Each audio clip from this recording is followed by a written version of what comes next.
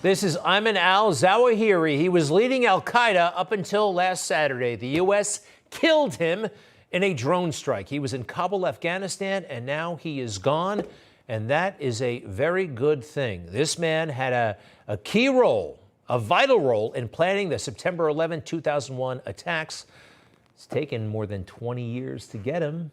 That's a long time. It was 10 years ago plus that the United States got bin Laden.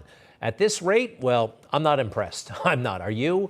Now, Joe Biden made the big announcement, trying to sound like that wartime president. But, every time I look at him and when we're talking about things like Afghanistan and Iraq and the war on terror, I think about, well, our colossal defeat in Afghanistan.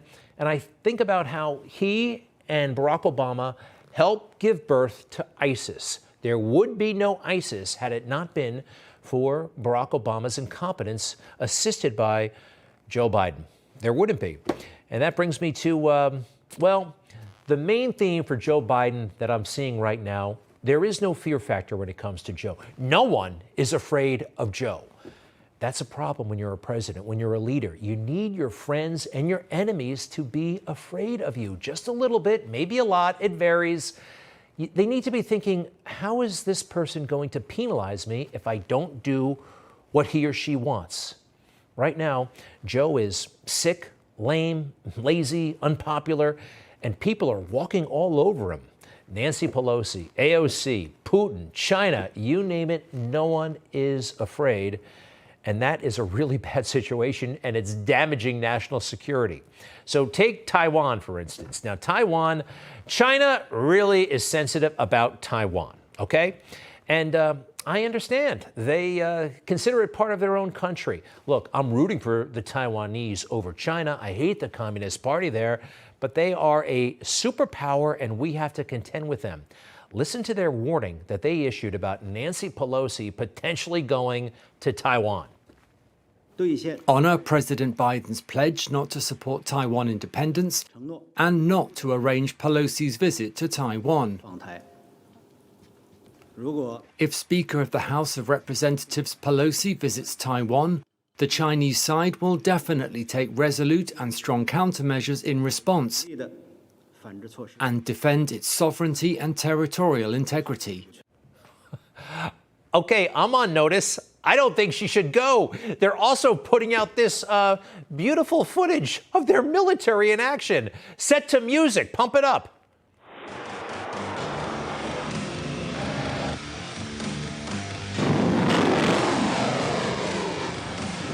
Well, no, it's not beautiful. It's kind of, I don't know if it's scary or what. Look, these people mean business. They are upset right now. What is Nancy Pelosi doing other than screwing things up, potentially for the entire planet? She's always kind of hysterical. Remember how she was about Trump, always pointing her finger at him as being a threat. She's the real threat. But remember, every day almost. It is a matter of fact that the president is an ongoing threat to our national security. You called the president's commutation an act of staggering corruption. Is it an impeachable offense? It's staggering corruption, but I think it's important for people also to know that it's a threat to our national security. The evidence is clear that the president has used his office for his own personal gain, and in doing so, undermined the national security of the United States.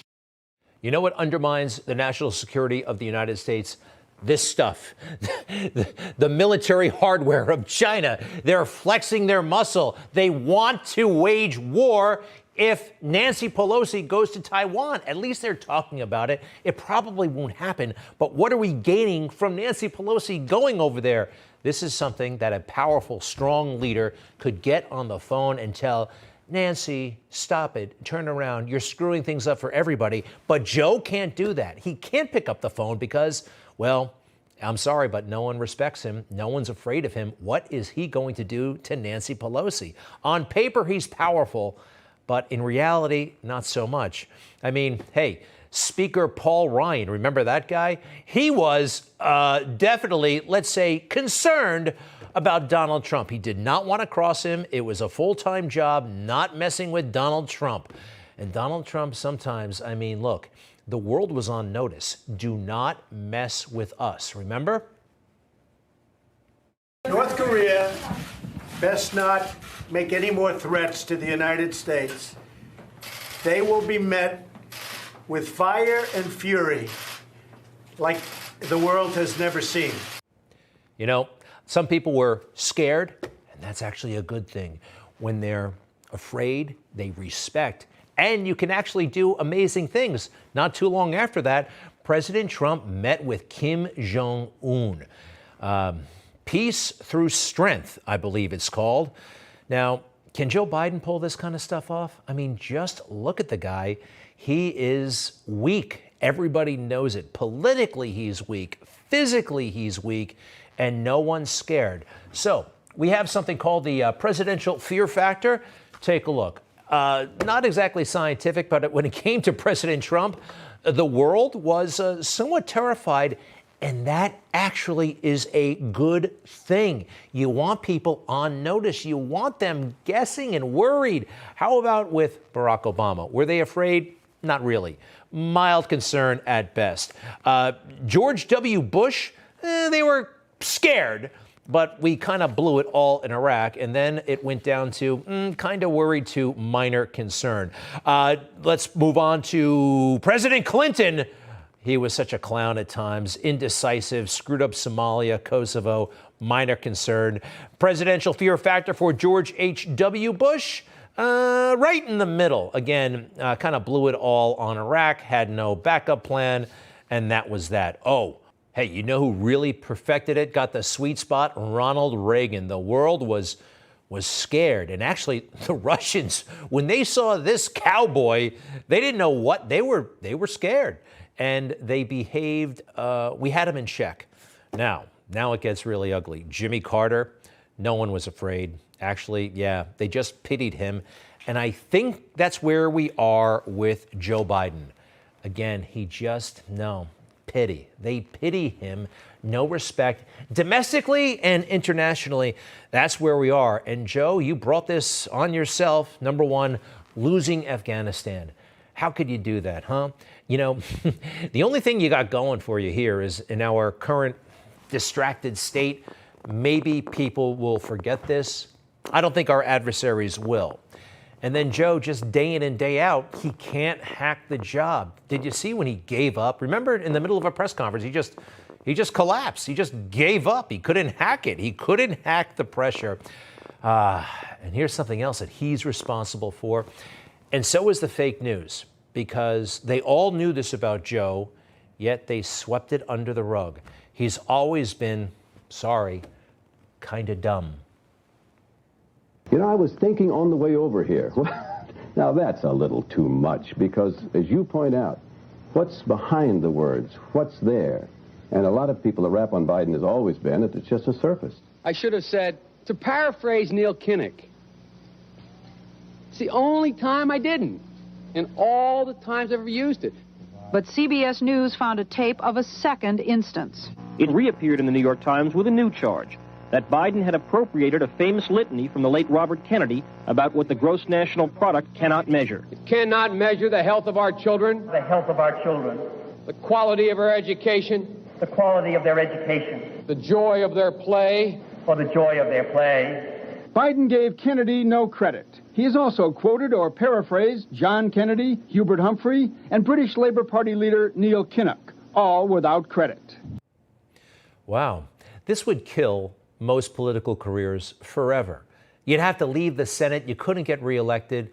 Somehow Joe got through it, and look where he is now. I just can't get over it. There's so much of this stuff. Joseph Biden admitted today that he committed plagiarism when he was in law school. He said it was a mistake, but that it was unintentional. He quoted 5 pages of someone else's work without proper citation. I've done some dumb things, and I'll do dumb things again. He was given an F. So, ladies and gentlemen, I've been dumb. Yeah, and that dumb things again part, we're seeing it. This kind of plagiarism would get you fired from any university job. It would get you in trouble in a lot of places, not just the plagiarism, but the lying, the embellishment. To the political community in Washington, it all seems of a piece. Plagiarism at law school, plagiarism on the stump. The great communicator. Strike that. The great imitator. You don't steal verbatim, or when you do, as he did 99% of the time, you give credit. Biden's critics say he sells himself as a man whose words and visions can inspire a new generation in politics. But if the thoughts, phrases, and visions really belong to others, it's a form of false advertising. Notice anything about the press? Sam Donaldson, Ted Koppel, people like that from all over the political spectrum. I mean, we call them fake news now, but back then they weren't afraid to take on Democrats, finally. A wise idea, though, to take something that personal anyway from another politician and try and appropriate it to your own campaign. I think it was a stupid thing to appropriate material that was really very personal, that was someone else's. Most people didn't know who he was. You know, Joe Biden, and now they're going to say, oh, yeah, he's the guy who plagiarized. That's a lot of people. Politically, that's devastating. These clips are devastating. He looks like a Joe Biden wind-up doll with somebody else's words coming out. If they're going to do things that are stupid as well as immoral, then they're probably too dumb to have the job of president. Too dumb to have the job of president in your mid-40s in the 1980s? What about now at the age of 79? I'm sorry. And as for credibility, I think this whole COVID thing that that's remember where we have him, okay? A lot of the world pities him, but not me, not now. It's too important. I'll pity him later. Hey guys, it's Rob Carson. With inflation at its highest level in 40 years and interest rates skyrocketing, your retirement plans are in danger. Well, our friends at American Hartford Gold can help show you how to protect your savings and retirement accounts by diversifying your portfolio with physical gold and silver. Yeah. If you call them right now, they have a special offer. They will give you a free gold coin on your first qualifying order. So don't wait. Call now. Here's the number. 866-935-4309. That's 866-935-4309, or text Newsmax to 65532. That's Newsmax to 65532. Thank you.